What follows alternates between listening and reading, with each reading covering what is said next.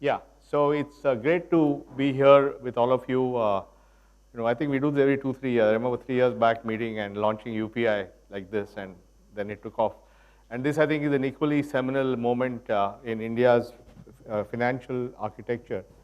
I think what stands out, if you look at the journey of the last decade, what stands out in India is the concept of digital public goods, that we think that there is a class of population scale infrastructure that we need in the country, that should be really created as a public good, created by governments and other bodies, and it should be at population scale, so a billion people can leverage that public good, and that innovation must happen on top of the public good. So, so that's what we have been trying to do. So, whether it's through the Aadhaar authentication, eKYC, to dramatically reduce cost of customer acquisition, the UPI, which is almost touching 1 billion payments a month, which is really creating a very low-cost payment rail for digital transactions, and so on, and GSTN, which I'm sure Prakash will talk about. I think the account aggregator is in that spirit of creating a national population scale infrastructure, and it's also seminal because it is designed at scale, so it's designed for 1 billion people. It's designed for both individuals as well as for small businesses. And historically, we have thought of data as being best leveraged by large companies that accumulate data or by governments that accumulate data. But here, this is about empowering individuals to have access to their own data at scale. And that's really the power of the idea.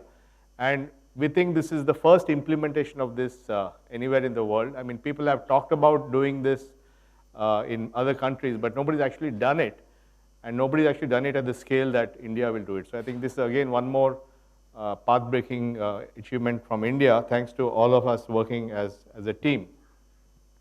Also, while today's focus is on the financial sector because of the leadership of the financial sector, the architecture of this is actually industry agnostic. So while this architecture will be operated in the financial sector now, over time the same architecture can be used for health information. So you can get your own health records from here and give to somebody else. It can apply to your skills. It can apply to your education. So really, we have created infrastructure which can cut across domains. But we will today focus on its application in the financial sector. So the thing that we realized, as I said, is that how do we make people leverage their own data? Because we have been saying for some time now that Indians are going to be data rich before they're economically rich. We know that when the West brought in computers and digitization or the internet last 20 years, they were already economically rich.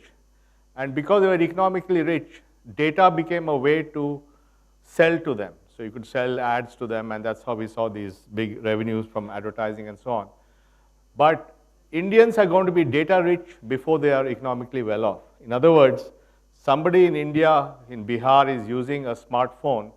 His or her digital footprint is as comprehensive as that of a person in Boston using a smartphone. If you have a small business in India which is using an accounting package, which is filing its GST returns, which is paying its income tax, which is taking digital payments, their digital footprint is as exhaustive, as rich as somebody who runs a store in San Francisco. However, the individuals and the companies here are not at the same income level. So the whole idea of what we are trying to do here, and Sudarshan was part of that, Sudarshan Sen was closely involved when we worked with him at the RBI, is how do we get people to use their own data to advance their lives? How can they use their data to get better healthcare, better education, better loans, and so on? And therefore, this model that we have suits a country where people have data but haven't got the benefits of the data, and therefore, if they have access to their own data, they can use it for the future.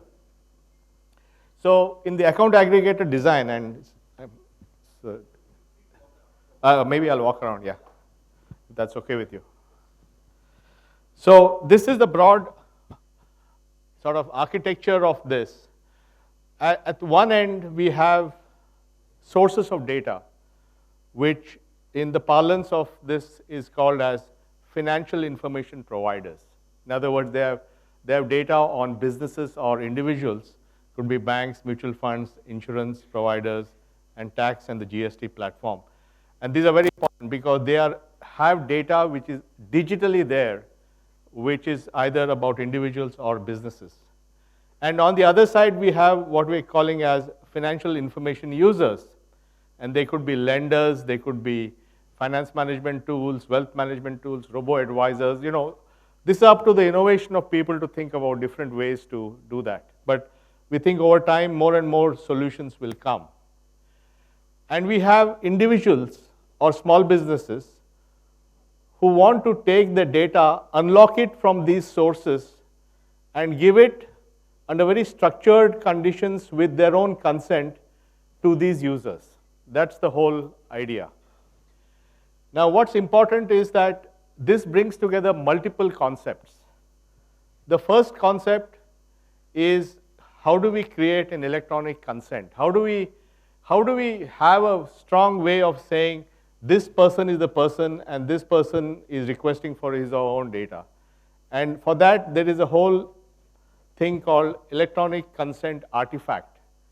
And the credit for that goes to METI. And Ajay is here. Ajay, the secretary, just stand up and introduce yourself.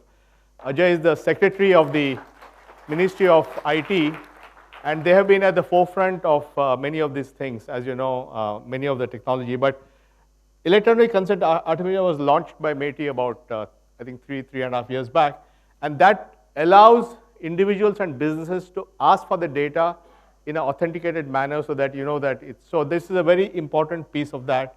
And you can do that using ID or whatever, but we can do all that. Now, the other big development which happened at the level of the financial regulators was the concept of account aggregator. And account aggregator is a concept that was actually conceived by the RBI and other financial regulators. And the good news was that the account aggregator concept was done at the level of the FSDC, the Financial FSDC Council, where all the regulators sit together. So the power of this idea is that if the account aggregator framework has been approved at the level of FSDC, then all the regulators are going to use it. So today, it will be used by RBI, it will be used by SEBI, and Madhavi is here, IRDA and PFRD. So in one stroke, all financial regulators will use that. That's the power of this leapfrog. And when we went to, I remember we had a meeting as iSpirit with the RBI. At that time, Raghu was there, and Mr. Vishwanathan was there, and so on. And we talked about the need to create this data empowerment. How do we empower? And the idea came from Mr. Vishwanathan. He said, why don't we use the account aggregator framework? We said, we had not even heard of that at that time. And he put this idea to us, and he said, it's approved at the FSDC level, so we'll get automatically all 4 regulators. So he was the person who really brought us onto this thing. And then, therefore, later on, working with the regulators and essentially taking a concept, but making it more digital in some senses, the value add that iSpirit did. And so this is now a approved category of account aggregators. So account aggregators are regulated entities.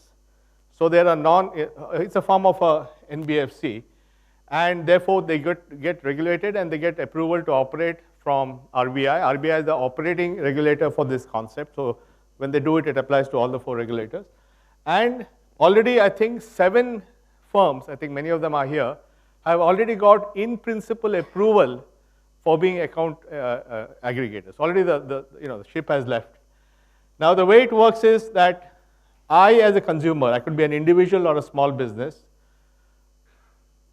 request the account aggregator to get my, say, banking data or my GST data and give it to a lender, as a simple example.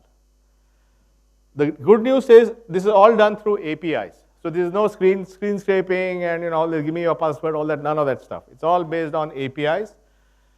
And the account aggregator by regulation does not see the data. This is very important. it is taking encrypted data from here to here. So they cannot see the data, they cannot leverage the data in any way. And therefore, the account aggregator is incentive aligned with the user. Unlike in the internet world where they're collecting data about you, the account aggregator by regulation can only pass data and he has to make money from transactions or whatever. And so there is the flow of data like this from here to here. And the other important thing is the electronic consent. And again, India is the only country in the world where the electronic consent is a programmable consent.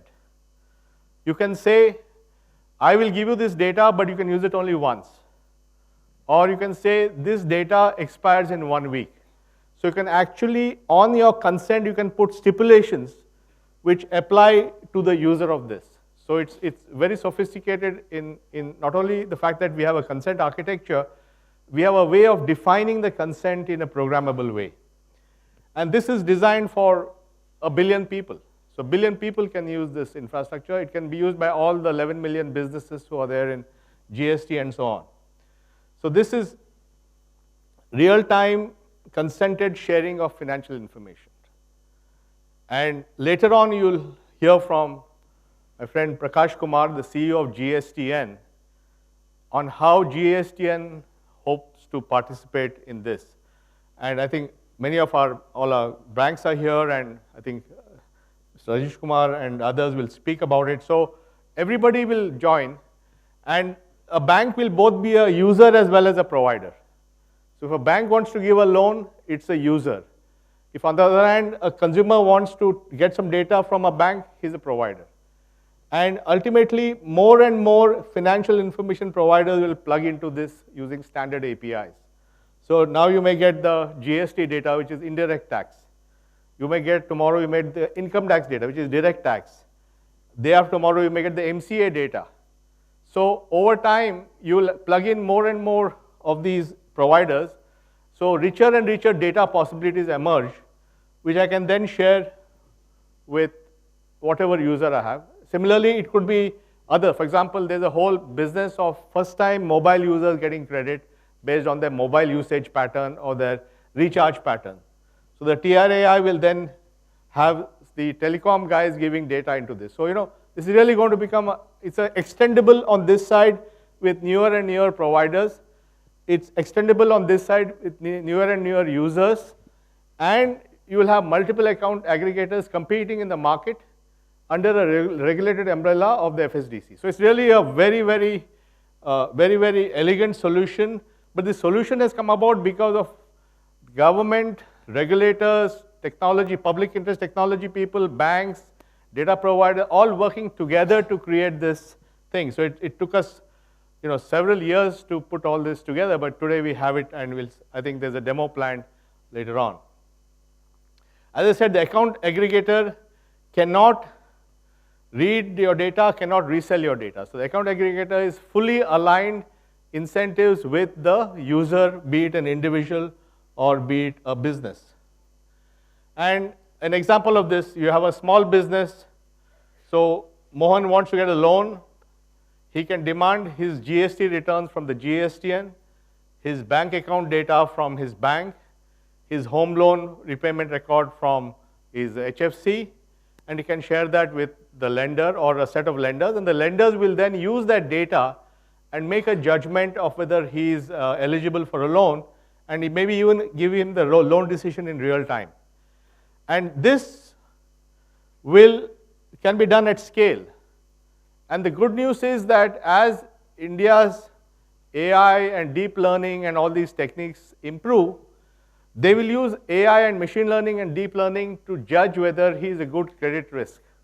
So suddenly, we now have an architecture which will work at scale using rich data and well-trained data models to enable banks and others to make credit decisions.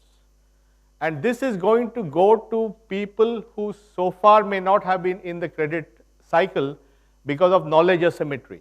So this removes the knowledge asymmetry between small companies and individuals and enables them to participate in the formal financial system.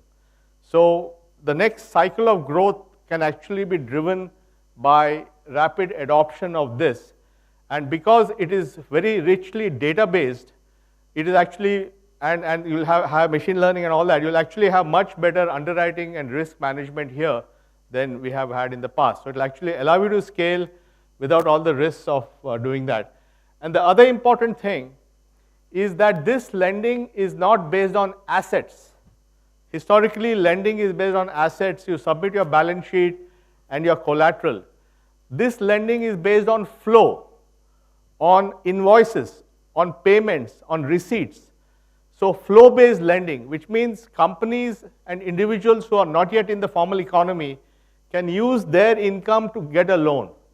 And this is how we are going to have financial inclusion, because you don't have to have any assets to get a loan here. You have to show that you have business, and that business is, you're selling things and getting money back. And therefore, we think this has a massive role in financial inclusion, so that millions of small businesses that were not in the financial system can now get access to finance. And that is also the reason why they will join the formal economy. There's this whole theory that small business doesn't want to be in the formal economy because they don't want to pay taxes and this and that. But the reality is that once they join this, the benefit to them of joining the formal economy, which will be access to credit at an affordable price, becomes the incentive for them to join the system. And therefore, more companies will join, make sure they file the GST returns and become part of GST, because they know that they can now use that invoice details to get loans. So I think this is creating a virtuous cycle of formalization, where the incentive to formalize is not that you better join or else kind of thing, but actually because you have a way of now accessing credit and other things from the formal economy. And so we think this will create a virtuous cycle, and therefore this has huge potential going forward. And of course, as the quality of data improves, you will have much better improvement in understanding the risk. So I think it will all help in this whole NPA stuff.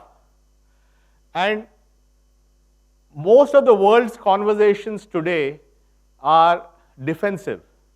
How to protect users from somebody misusing the data. So the GDPR in Europe is all about how to protect users and so on. Here we are taking a different view. It's not about just protection, which we will have. It's very well protected because your data is encrypted, signed, can only be with your consent, etc. It is how can we use data to empower users. And this is the important thing, the inversion to data as empowerment. Well, that's why this whole thing is the data empowerment architecture. And parts of this are being done. For example, in Europe, PSD2, some part of it is about this. In UK, open banking is part of this. There's some mention of doing this in the Dodd-Frank Act in the US. But nowhere in the world is a complete system being put in at scale to make this happen, which is why it's pretty unique. So now, that's the end of my presentation, and I hand over to my colleagues.